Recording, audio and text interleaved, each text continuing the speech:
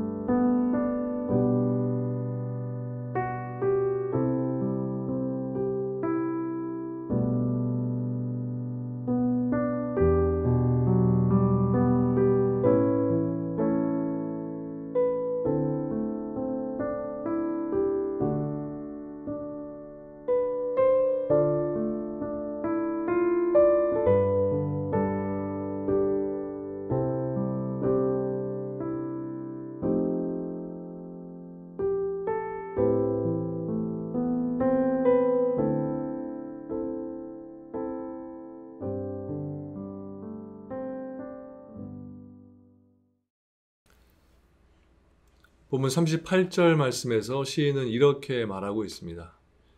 오직 하나님은 긍휼하심으로 죄악을 덮어주시어 멸망시키지 아니하시고 그의 진노를 여러 번 돌이키시며 그의 분을 다 쏟아내지 아니하셨으니.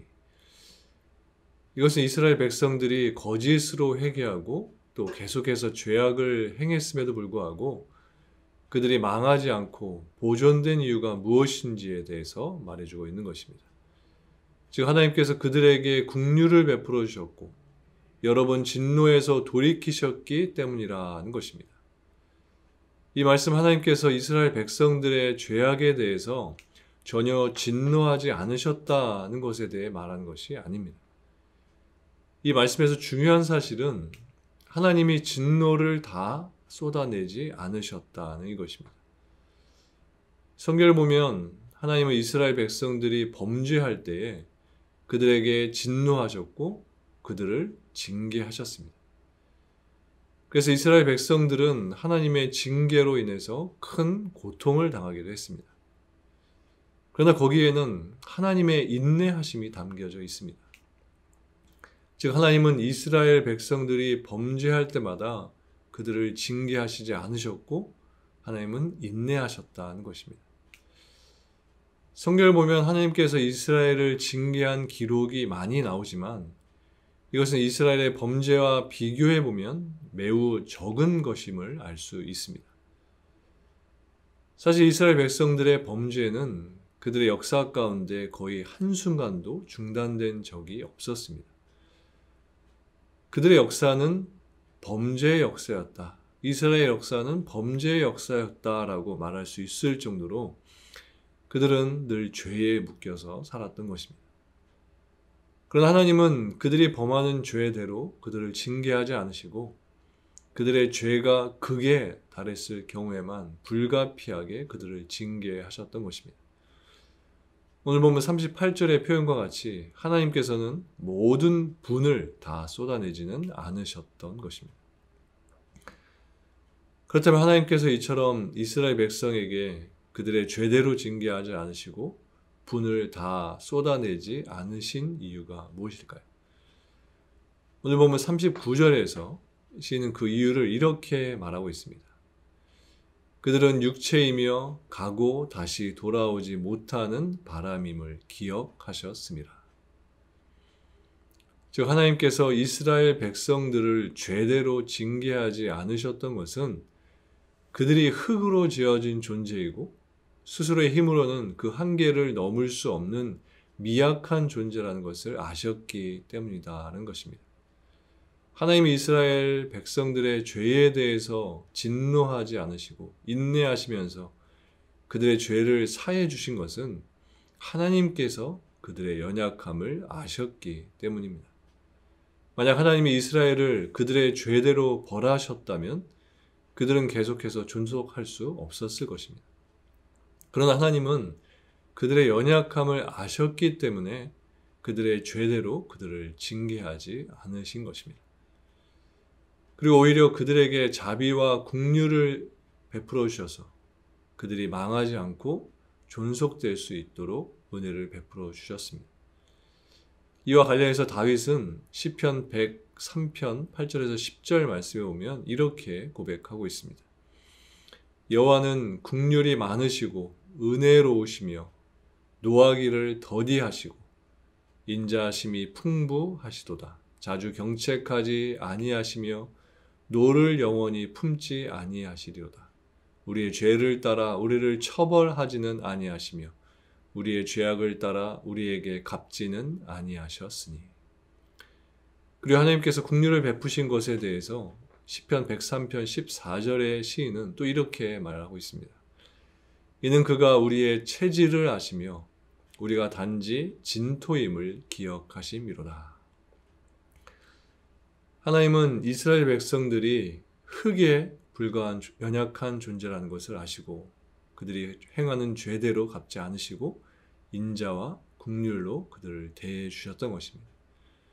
그래서 이스라엘이 존속될 수 있었던 것입니다. 그리고 이것은 오늘 우리들이 망하지 않고 보존되는 이유이기도 한 것입니다. 우리는 이스라엘 백성들과 다를 것이 전혀 없는 사람들입니다. 이스라엘 백성들이나 우리나 다 부패한 죄의 본성을 가지고 태어났습니다. 그래서 우리도 늘 죄 가운데 사는 것입니다. 그리고 그로 인해서 하나님의 징계를 받기도 하는 것입니다. 그러나 우리가 종종 하나님의 징계를 받아서 고통을 당하긴 하지만 그럼에도 불구하고 우리가 완전히 망하지 않고 보존될 수 있는 것은 하나님께서 우리를 자비와 긍휼로 대해주시기 때문인 것입니다. 하나님 아버지께서 우리 자녀된 성도들을 불쌍히 여겨주시는 것입니다. 연약해서 죄를 지을 수밖에 없는 우리들을 불쌍히 여겨주셔서 우리의 죄에 대해 진노를 다 쏟아내지 않으시는 것입니다.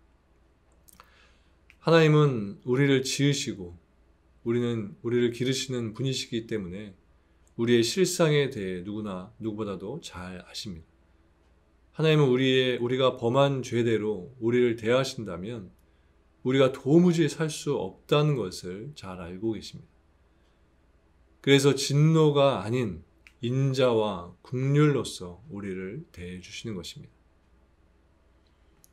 이어서 본문 40절부터 42절 말씀에 보면 시인은 이스라엘 백성들이 광야에서 하나님께 반항하고 그분을 슬프시게 했던 적이 얼마나 많았었는지를 회상하고 있습니다.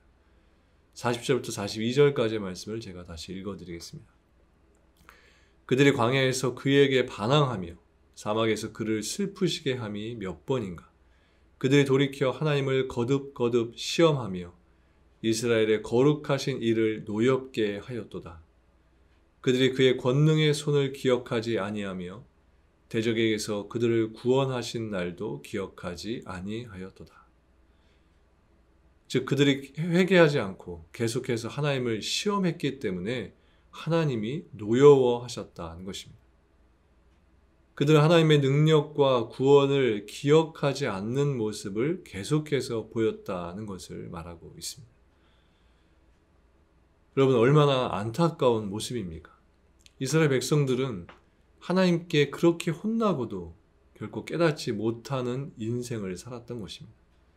하나님의 징벌을 받았음에도 불구하고 여전히 죄에 빠져서 살았던 것입니다. 하나님께서 자신들에게 베푸신 은혜를 망각하고 살았던 어리석은 인생들이었습니다. 시인은 그것이 하나님을 얼마나 아프고 슬프게 했는지를 말해주고 있는 것입니다. 그들을 향하신 하나님의 감정이 어떠했는지를 표현해주고 있습니다. 40절 끝부분에서 시인은 그를 슬프시게 함이 몇 번인가 라고 말하고 있습니다. 슬프시게 한 적이 몇 번인지 한번 세어보라는 것입니다. 너희들이 얼마나 반복적으로 죄를 범하고 있는지, 그리고 그 죄로 인해서 하나님을 슬프게 한 일이 몇 번이나 되는지 세어보라는 것입니다. 물론 그들의 죄는 셀 수도 없이 많을 것입니다. 그렇기 때문에 시인이 여기서 하나님을 슬프게 한 적이 몇 번이나 되는지 세어보라고 말하는 것은 그 너희들이 그렇게 반복적으로 죄를 짓고 있는데도 불구하고 너희들에게 베푸신 하나님의 은혜와 긍휼을 기억해야 한다는 것입니다. 너희들이 기억하지 않기 때문에 죄를 반복적으로 짓고 있다는 것입니다. 그래서 42절에 보면 시인은 기억하라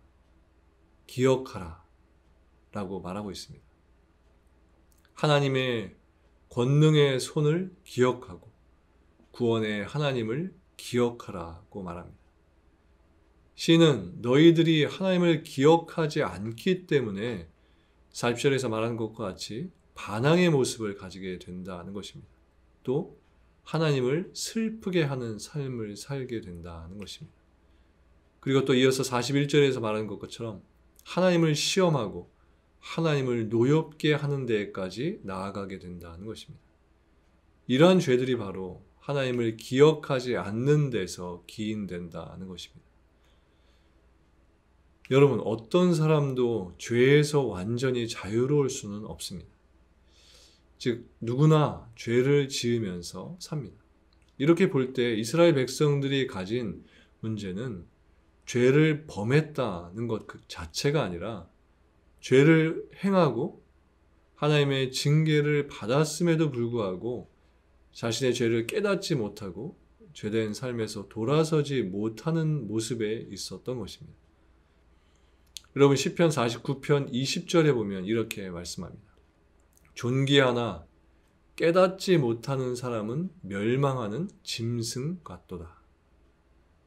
즉 하나님께서 인간들을 사랑하셔서 독생자를 통해 우리를 구원해 주실 구원의 길을 펼쳐 주셨다고 해도 그와 같은 하나님의 사랑을 깨닫지 못한다면 그 사랑을 깨닫지 못한다면 그 사람의 인생은 멸망하는 짐승과 같이 헛되고 헛된 인생이 될 수밖에 없다는 것입니다.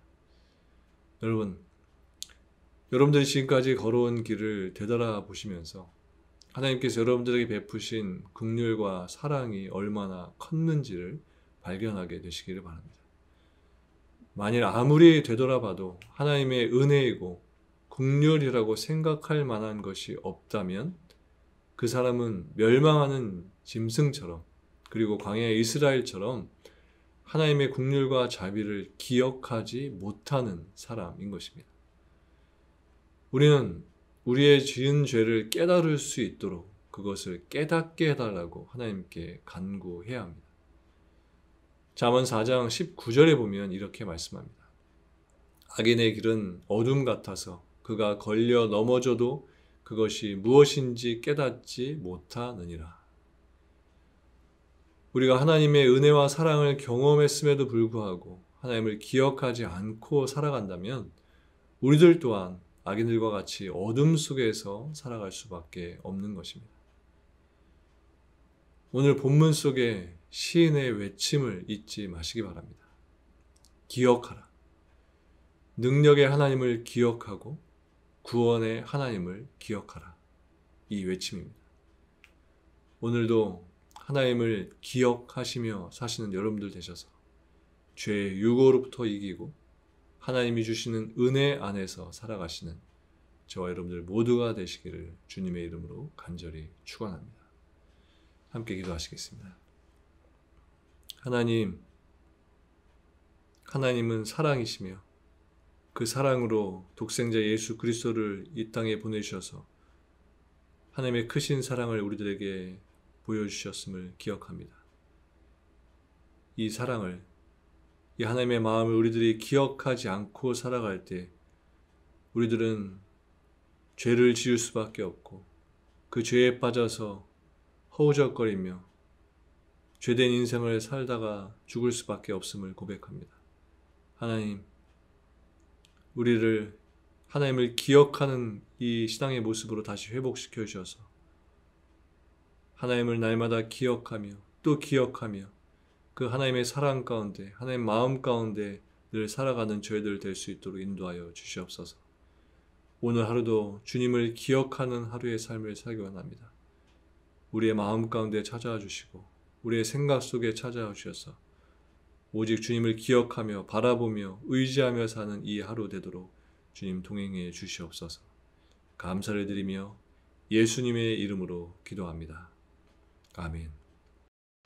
하늘에 계신 우리 아버지여, 이름이 거룩히 여김을 받으시오며 나라가 임하시오며 뜻이 하늘에서 이루어진 것 같이 땅에서도 이루어지이다. 오늘 우리에게 일용할 양식을 주시옵고 우리가 우리에게 죄 지은 자를 사하여 준 것 같이 우리 죄를 사하여 주시옵고 우리를 시험에 들게 하지 마시옵고 다만 악에서 구하시옵소서. 나라와 권세와 영광이 아버지께 영원히 있사옵나이다. 아멘.